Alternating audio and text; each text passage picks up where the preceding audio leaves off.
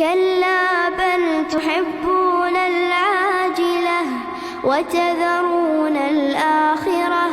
وجوه يومئذ ناظرة إلى ربها ناظرة ووجوه يومئذ باسرة تظن أن يفعل بها فاقرة كلا